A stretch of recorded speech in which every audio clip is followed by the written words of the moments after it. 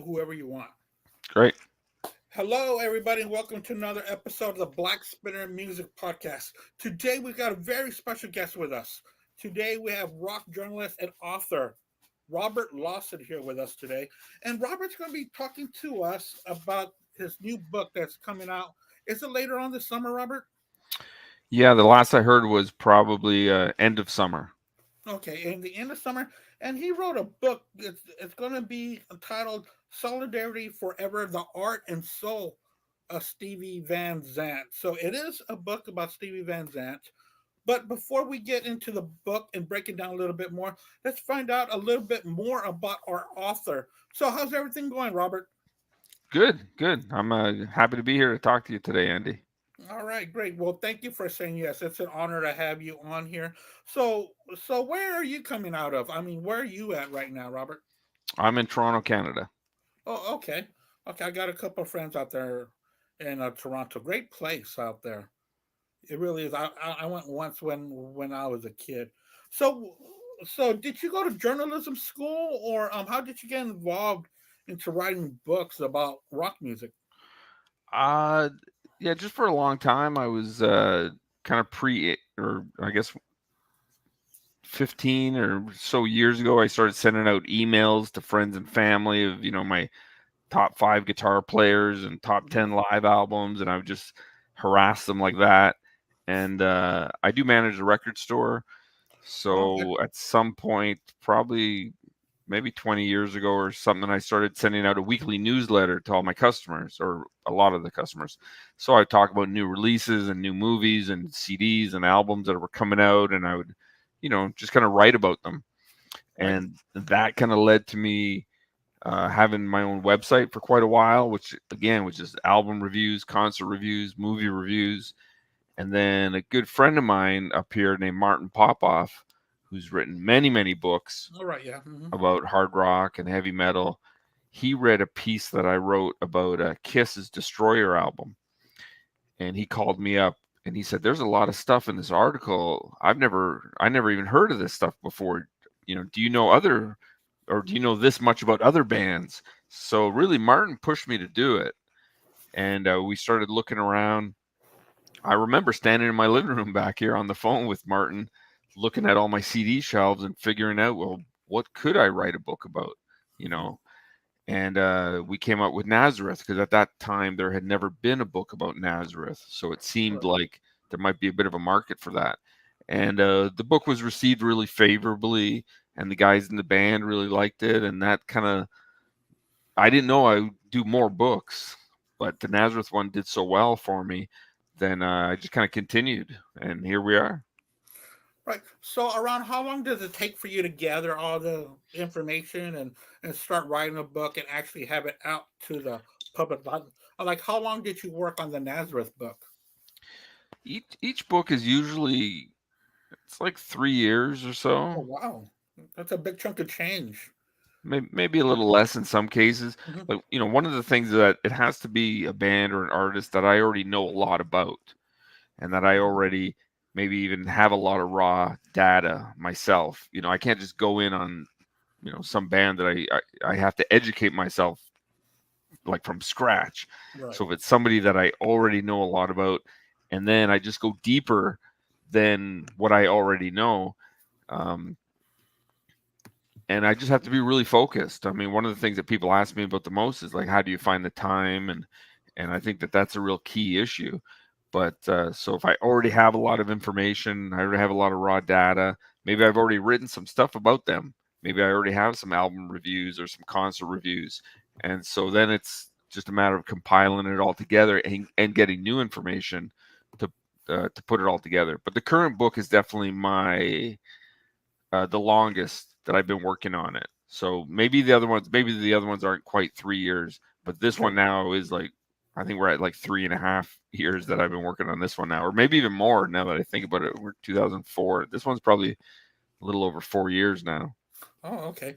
So, to you listeners out there, the other books that he's written about is Nazareth, Cheap Trick, and the Guess Who, and the fourth album. I'm sorry, the fourth book coming out will be about Stevie Van Zandt. Now, the Guess Who, I'm guessing because they were part of, we all know they're from Canada and really took Canada by storm there in the late 60s, going into the 70s, which they kept on releasing albums even after their heyday. Were they one of your favorite bands while you were growing up? Oh, absolutely. I mean, if you grew up in the 70s in Winnipeg, the Guess Who and Burton Cummings solo stuff and Randy Bachman, he went on to be in BTO. Right. Uh, when I was a kid in the 70s, that stuff was played on the radio 24 hours a day. Like that's in your blood. Um, and I'm from Winnipeg originally, which is where Randy Bachman and the Guess Who are from. So yeah, that's just a part of my DNA from being a little kid in the 70s. Okay, I'm going to indulge a little bit of myself because I love Neil Young. He's my second favorite artist, right behind the Beatles. What do you think about Neil Young since he came out of that area as well? I don't listen to Neil Young. Oh, That's really? that's the most diplomatic way I could be. Okay, all right. That's that's fair enough. In fact, my friend went to go see them in Toronto last month. I was supposed to go down here near Austin because I'm in Houston, Texas, and I was going to go, but he canceled because of the weather, and then they canceled again because of health Yeah, I heard health about that. issues. So we won't talk about Neil Young on here, but let's talk a little bit about Cheap Trick. Let's talk a little bit about that book. How did that Sure. one come about? Well, this is it here, just so you get a Okay. nice look at it. So when I had that conversation with Martin Popoff about who I could write a book about, my first choice actually was Cheap Trick. And the reason I decided not to is there was already a really good book about Cheap Trick by a guy in the UK named Mike Hayes, who's now a close friend of mine. So Cheap Trick was my first thought, and then I went, Mike Hayes wrote a great book about Cheap Trick. I better not go anywhere near that. But Mhm. so that's how I chose Nazareth, really. But then when the Nazareth book came out, and I realized it had its own feel that's a lot different than Mike Hayes' Cheap Trick book, I thought, well, I could do a Cheap Trick book because my style, I do chapter by chapter, album by album, and I go really deep on every album and TV appearances and radio broadcasts, and even bootlegs. I thought that could be different enough from Mike's book, which is called "Reputation is a Fragile Thing." So then I thought, okay, well, maybe we could do a Cheap Trick book, even though there already is one. And I think the two books really kind of complement each other well. Oh wow. Okay, great. It's kind of a yin and a yang, or kind of a kind of a deeper dig into Cheap Trick, or maybe even a continuation of what wasn't spoken about in the first one, huh? Yeah, his is more of a biography of the band. He's got a lot of great information. Also, his book came out like in I guess the late '90s or something, so I had the benefit of an extra like 10 years or something that I could Right. talk about that he Huh. didn't have. Hmm. Pretty cool. So now your new book that's coming out late summer, which is what it's um scheduled for, is about Stevie Van Zandt. What got you so deep into Stevie Van Zandt that prompted you to write a book about him? He's always been one of my favorite artists. His first solo album came out in late '82. I think I picked it up in February of '83, and it just really connected with me. So I've always been a huge fan of Stevens. I've like he's like my number one guy. Like I collect Yeah. his stuff like crazy. I've for a long time he didn't have that many albums. He had like Right. four or five. So I was collecting like international pressings and having them all on CD and vinyl and cassette and like really pretty fanatic about him and documenting his career too. So I had a lot of raw detail on him. I just had like binders and binders and um, you can't see it here. Oh, I've got a filing cabinet here. There you go. Yeah. This is just full of like music files. Okay. So there'll be a file in here that just says like Thin Lizzy, and it's everything I've ever thought about Thin, or whoever. Like, Hmm. so I had like practically a whole drawer devoted to Steven. So that's when I was trying to think what I could do for my fourth book. Um, I realized I already have so much stuff on the guy. Like, it would be easy, because part of the thing that I try to do, Andy, is pick artists that there isn't already a lot of books about. Like I said, when I wrote my Nazareth book, there wasn't a Nazareth book. When I did the Cheap Trick, there was one Cheap Trick book. When I did my Guess Who book, there's only one other Guess Who book, and it's been out of print for many, many years. Oh, okay. And that one, came out in now like 93 maybe. So, I was able to add all kinds of new information to that. So with Stephen, he has an autobiography that came out in 2017, but there's never been really a book about him, at least not in North America. So those things have to kind of come together for me. It has to be somebody that I already have a lot of raw data on. Has to be somebody that maybe I think there's a market that there hasn't been a lot of books about. Also has to be somebody that I can stand to just like listen to purely for like 2.5, 3 years. Wow, that's crazy. Well, so off the air last week, when we were talking about the show, we were gathering little things to talk about, and I had asked, can how about a top 10 songs by Bruce Springsteen? You said you really couldn't do a top 10 songs of Bruce, but you're such a big fan of Stevie Van Zandt. How's that? Well, I mean, I probably could. I just didn't have Yeah, one I didn't have one handy in the old right. file cabinet here. Hmm. Um, I do consider myself a Springsteen fan. I'm not a Okay, fanatic. I don't have every album that okay. he's ever put out. I have a bunch of them.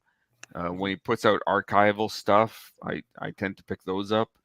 Um, but the Bruce Steven connection, that sometimes that's a little sensitive. Okay, Like it's disappointing to go to a Steven concert and people are yelling for Springsteen, or maybe they're going there just because they think Bruce is going to show up. And I definitely treat Steven as his own individual artist right. on his own, which is how obviously he would want to be treated. Oh, You know, exactly. you wouldn't want to. If you went up to him and all you did was ask him questions about Bruce, it's probably not going to go over very well. Yeah, especially everything that he's done under his own name. Right. So, what do you think about his acting abilities? I mean, do you delve into his acting as well, or strictly his music output? There is a chapter about Sopranos Okay. in my book, and Mhm. there is a chapter about Lilyhammer. So I do cover that kind of stuff. I do talk about those shows a little bit more based on the music, because in Sopranos there's a bit of his music on the soundtrack. They use his songs occasionally uh, in the show, so I kind of point those out. And when it comes to Lilyhammer, he wrote a lot of the background music as well as taking songs from his albums. So I mentioned that kind of stuff too, but how he got the Sopranos job and some of the behind the scenes stuff. Those might be the two uh, smallest chapters Okay. in the Stevie Van Zandt book, but I definitely talk about them. Oh, that's great. Also, I want to ask you, when all this came about with your good friend Andy Meredith, he said that y'all have met. That he talked a little bit about y'all meeting him back in the early '80s. How many times have you met Stevie? Uh,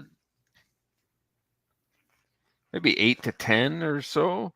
But yeah, Andy Meredith and I and some friends. I think my sister.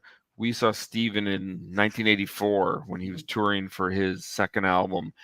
And before and after the show, we were by the stage door, and I think he signed albums for us and stuff like that. So that was a very brief meeting a long, long time ago.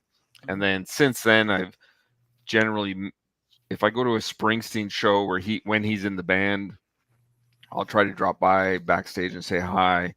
And then over the last few years, he's been touring with his own group again.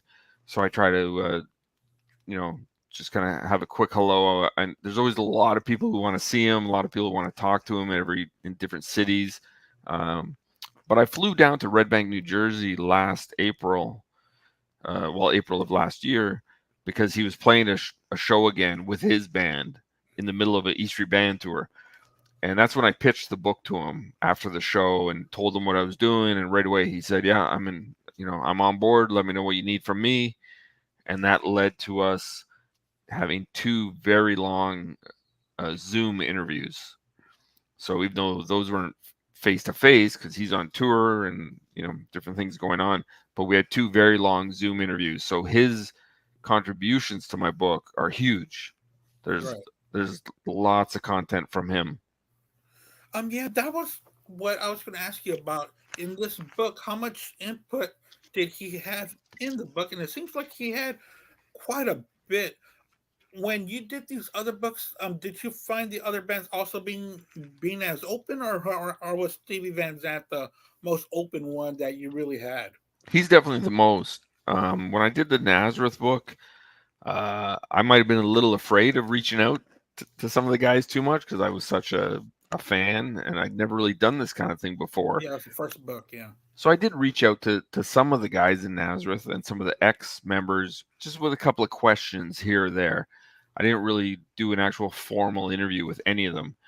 And then after the book came out, I actually went to Scotland on my honeymoon, and my wife and I met Dan McCafferty for drinks in his local pub, and we were able to talk about the book. And he actually had probably more questions about the book than I had for him, Oh, which was an amazing experience. So yeah, if of if course. if nothing else came out of the Nazareth book, being able to sit in a pub in Scotland with my wife and Dan McCafferty was incredible. Cheap Trick, kind of similar. I didn't reach out to them too much. I talked to the original drummer, Bunny Carlos, a bit. Hmm. He kind of knows the most about the band's history anyway. Uh, when you read interviews or watch interviews with the other guys, they think it's funny to lie a lot and tell jokes and just make stuff up, and I guess it's funny to some people. I don't think it's Right. funny. And Yeah, also, especially when you're trying to write a book and they're just messing around. You know. yeah, right, yeah. And I'm looking for truth. I'm looking for as much truth as possible. So I didn't talk to those guys hardly. With my Guess Who book, I talked to quite a few people, and Burton Cummings was a great contributor.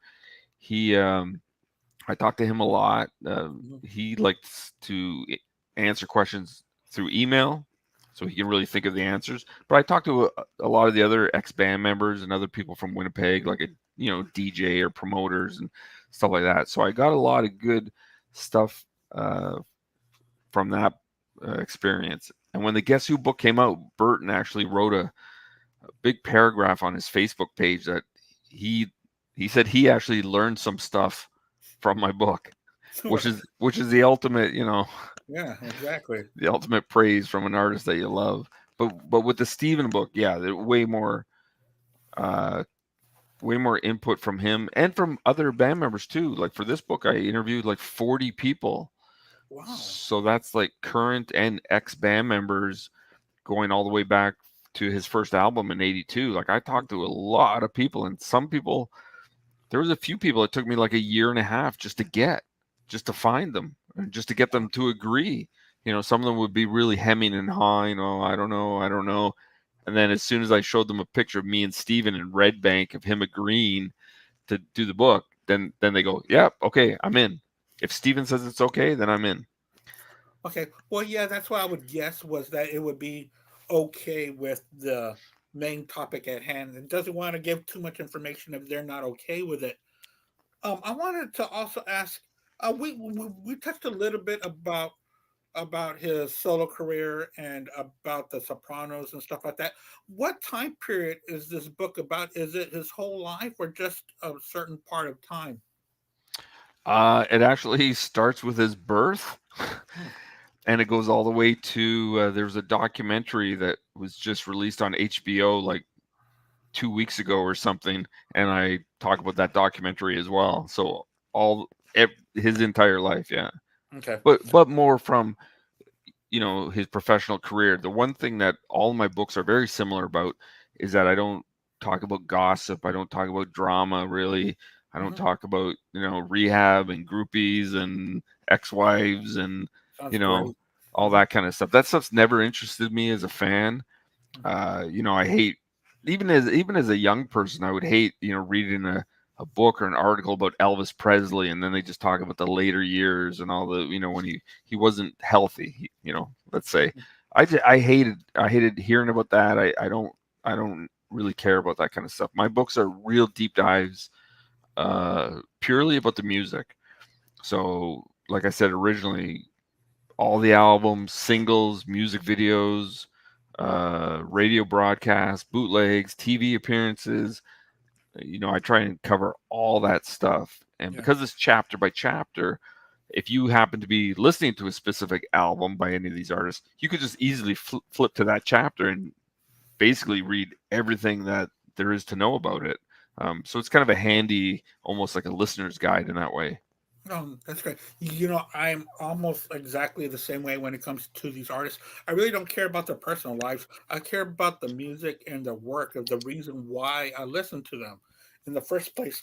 When of course, I heard about little Stevie Van Zandt with Bruce Springsteen and all that, but then probably about, I want to say about 20 years ago on the radio, Little Stevie's Underground Garage started off being a syndicated show, and then of course it's now on Sirius XM, which he curates that. He also curates the country, outlaw country. Yeah. He also curates that station as well. Um, did he talk a little bit about how that came about? Because it's a fascinating station when you listen to Underground Garage, because that's exactly what it is. You'll hear pretty much garage rock from the 60s until today. Did y'all touch about that? We didn't talk about the radio stuff too much just because Mhm. I started like running out of running out of space. The Right. thing that's interesting though, that what you're kind of touching on there, is that Steven, it's like he has like 5 or 6 different careers. And there are some people who only know him from Sopranos. There are some people who know him from Bruce Springsteen and the E Street Band, and they don't know that he was in Sopranos. And that actually happens. And I get that sometimes when people, like, even now, especially people who've seen this new documentary on HBO, is directed by a good friend of mine named Bill Tech. People are watching that documentary going, wait a sec, that's that guy? So you have Sopranos here, you got the E Street Band, you have his solo music. He's also very political. So he does a lot of things to raise funds for teachers and for education in schools so that kids are learning about music and getting instruments. That's a whole thing. And then you got, yeah, this radio career, which started out as him just hosting a show on Sunday nights. And now it's a whole thing. They've got like a cruise happening where people can see like a lot of these bands, and he puts out CDs that are just of all these like garage bands that he discovers. Um, and then his own show, Lilyhammer. So he's got a lot of different things now that he's written an autobiography. He's an author, but sometimes there's not that much overlap between the fans from all those different things. I was backstage at a Springsteen show in San Jose. I think it was like 2001 or 2002. And there was about half a dozen people backstage talking to Steven. They were all radio people. They were all radio people. And that's when the Underground Garage was kind of new, I guess. And there wasn't that many like people standing around wanting to talk to him about his music. At that point, it was all radio. So he is an interesting guy in that way. And the documentary, as well as my book, I think, shows you that. So if you only know him from Sopranos and radio or something, then you'll learn a lot about his own music, but you'll learn a lot about artists that he produced. For example, he produces a lot of other artists and he writes for them. So that's like another side career. Pretty busy guy. Yeah, yeah. And you were talking about this, about the stuff he did for teachers and stuff like that. Because we all know, if you know about Stevie Van Zandt, he's a big philanthropist. If I can say that right, I can never say that word. But he's always been so giving of his time and of his talents, especially around the New Jersey area where he grew up. Even though he was born in Massachusetts, is that correct? Yeah, but I mean, I think he moved to Jersey when he was like 6 or something. Right. So he Yeah. he considers himself a Jersey guy for sure. So can you talk a little bit about his charity work and different stuff he does around his? Well, he's done a lot of yeah. There's the Teach Rock organization that he's had going for a few years now. Probably the biggest thing, and this is also another thing that some people only know him which is in 1985 he spearheaded an album to protest the apartheid government in South Africa called Sun City.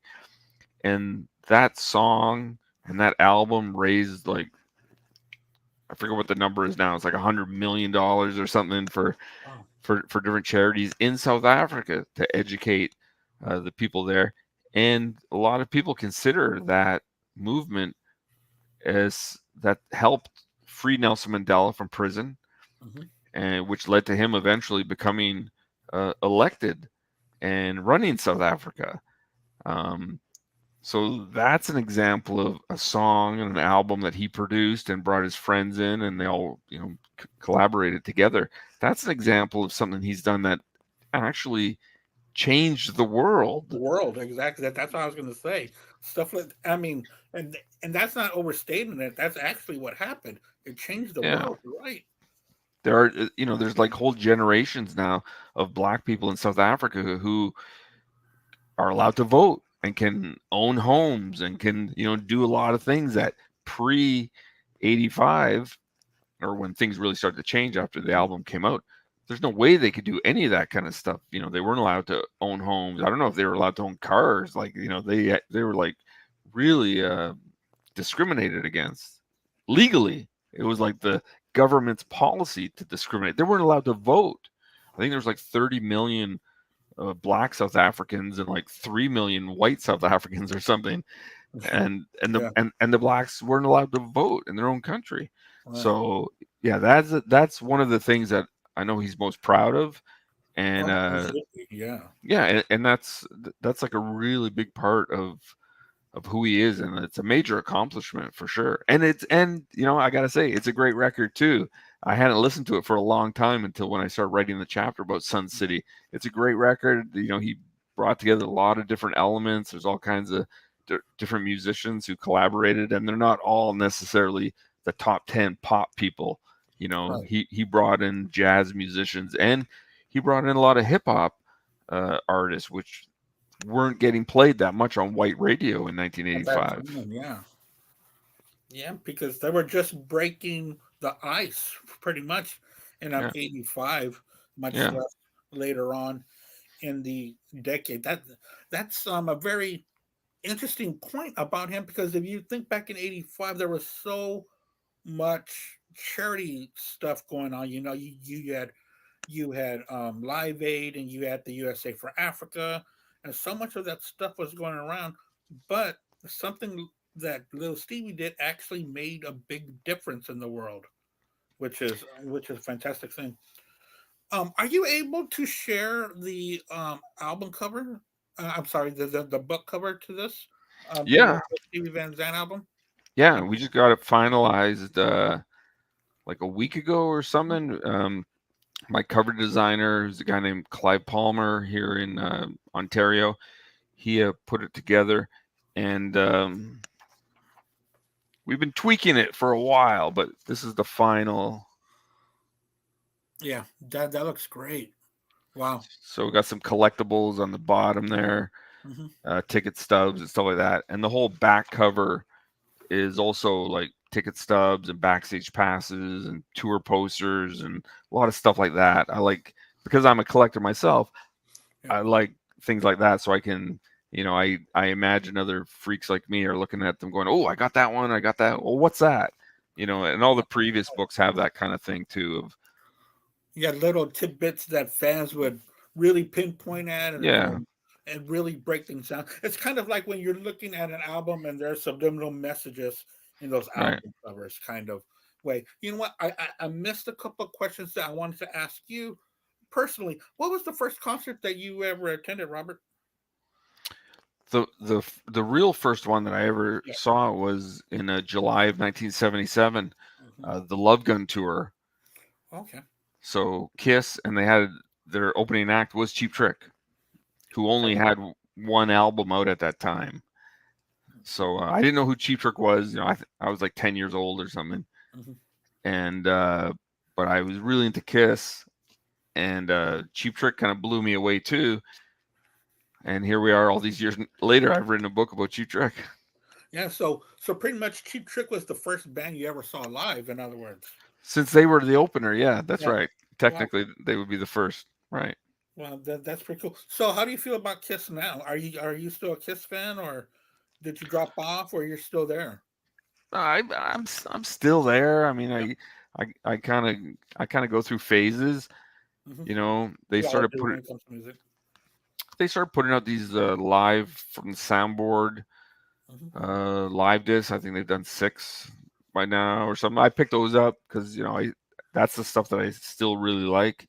Hmm. The first 6 studio albums or so, and the first 2 live albums are always my favorite.